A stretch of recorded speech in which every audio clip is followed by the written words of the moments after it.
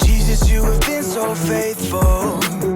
Jesus, you have been so true.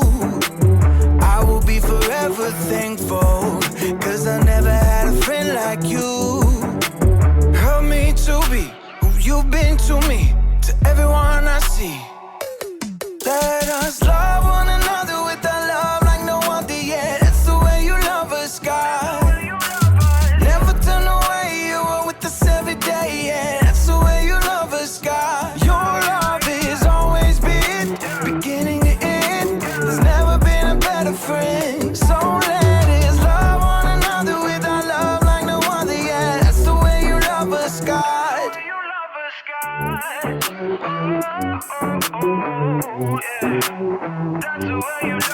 You with me in the darkest valley. You with me on the mountaintop. I'm thankful that you never leave me, and that your love will never stop. Help me to be who you've been to me, to everyone I see. Let us love one another with a love like no other yet. That's the way you love us, God. Never turn away, you are with us every day, yeah. That's the way you love us, God. Your love is always been beginning to end. There's never been a better friend. So let us love one another with our love like no other, yeah. That's the way you love us, God. I wanna thank you for being a friend who's always by my side.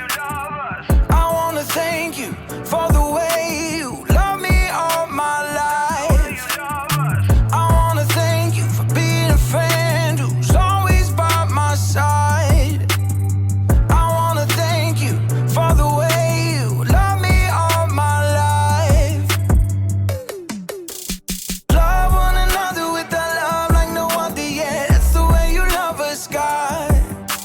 Never turn away, you are with us every day, yeah. That's the way you love us, God. Your love is always been beginning to end. There's never been a better friend. So let us love one another with our love like no other, yeah. That's the way you love us, God.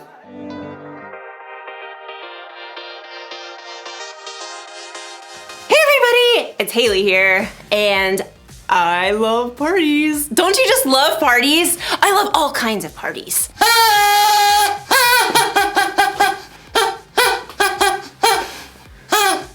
Birthday parties! Happy birthday to me, happy birthday to me, happy birthday dear Haley! Happy birthday to me! And who doesn't love a good block party? Beanbag toss!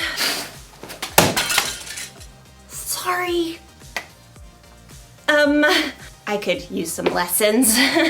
Which is why friendship is so important. Friendship is using your words and actions to show others you care. It's kind of hard to have a party without friends. And honestly, it's hard to even plan a party without friends. You need a tall friend to hang the lights. You need a friend who can bake. And if you got a friend who's giving beanbag toss lessons, tell them to give me a call. The point is, we need friends, and friends need us. And in today's story, we're gonna talk about what makes a friend a friend. That sounds like fun! It makes me wanna party!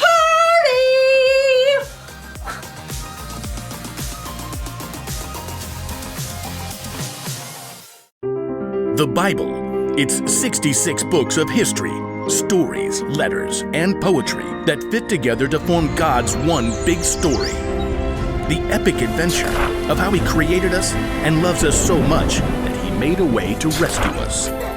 As we travel through the Bible, from Genesis to Revelation, we discover people who met God and found their lives changed forever. Now, for an amazing story, inspired by the book of Ecclesiastes, chapter 4, verses 9 through 12. The writer of Ecclesiastes tells us 2 people are better than 1. They can help each other in everything they do. Suppose either of them falls down, then the one can help the other one up. But suppose a person falls down and doesn't have anyone to help them up. Then feel sorry for that person. One person could be overpowered, but two people can stand up for themselves. And a rope made with 3 cords isn't easily broken. Let's see how this might play out in someone's life today. Jackson slid into the small school theater and took a seat in the back row and waited for Mr. Ray, the music and arts teacher. It looked like there was only one other kid who showed up to build the set for the 5th grade production of Charlotte's Web, Amal from Mrs. Wiseman's class. Hey. Hi. The two boys sat there in awkward silence until Mr. Ray showed up. Ah, my set team. Fantastic. You guys know each other? Kinda. Different classes. Well, you're gonna get to spend a lot of time together in the next 2 weeks as we build this set and get it painted. You guys got any experience with power tools? Jackson could see Amal shift nervously in his seat. No, I don't want to go on stage. Miss Wiseman said I could do this instead. Don't worry, I'll teach you what you need to know. How about you, Jackson? I'm pretty good with a hammer, and I didn't want to wear some silly animal costume. The two boys basically ignored each other as Mr. Ray showed them how to measure each piece of lumber for him to cut, and then he helped them lay out the pieces in a large frame. Now, this'll be one of the wall flats for the backdrop. We'll paint it as part of the barn. Amal, you want to hammer in these nails? I guess. Hold it more like this. Don't worry, you'll get it. I'll do this side. Jackson nailed together the entire flat while Amal still struggled with one corner. What a klutz. But it was a different story the next day when they started to paint. This flat is part of our barn wall. I want you guys to paint a couple of chickens right there. Amal grabbed a brush right away.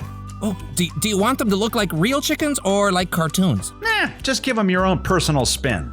Amal got to work right away, creating an entire palette of colors while Jackson was still trying to figure out which brush to pick. Now, I've got to run down to the art room. Amal, why don't you show Jackson how to get started? I don't really... Mr. Ray smiled at them both. He needs a hand. I think you guys will make a great team. Mr. Ray hurried out. Jackson and Amal avoided each other's eyes.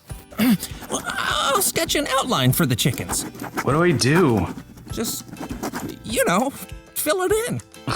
I'm not really an artist. Jackson dipped his brush randomly in the blue paint and frowned at Amal's outline. Just have fun with it.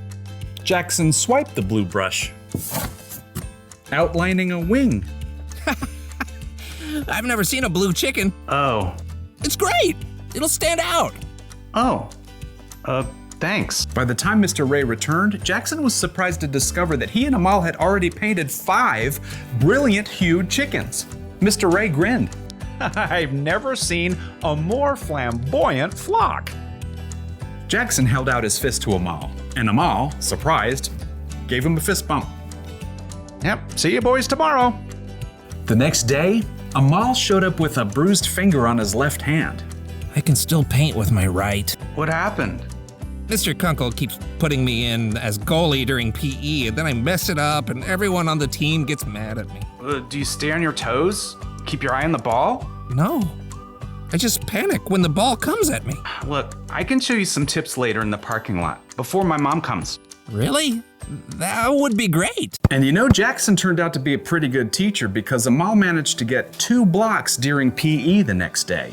And when Jackson showed up to paint sets, stressed out by a math test, Amal grabbed his textbook. Fractions? I see all these weird numbers and I freeze up. You just have to break it down like this. With Amal's help, Jackson managed to stay calm during his test the next day. And by the middle of the next week, they had completed the entire backdrop for Charlotte's Web. Well done. I knew you two would make a great team. Amal's pretty okay. Jackson's not too terrible. Look, I know you guys are really different from each other, but it's boring if all your friends are just like you. Together, they started gathering wood scraps and wiping off brushes. Seriously, one of the wisest men to ever live pointed this out. Solomon. Solomon? Yep. He's this king in the Bible. He was a builder and an artist and super rich too. But for all the things he had, you know what he valued most? Friendship. He says it like this: 2 people are better than 1. They can help each other in everything they do. On point. Yeah. Amal held out his fist, and Jackson tapped it with his own. Maybe Solomon and Mr. Ray were onto something.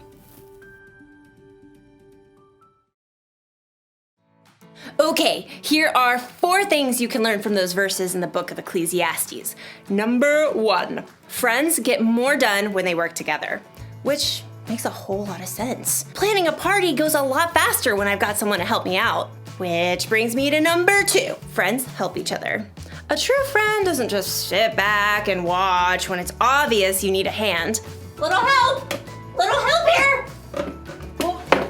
Ah! Number 3, friends stand up for each other. You better not be messing with one of my friends. I will totally fight you!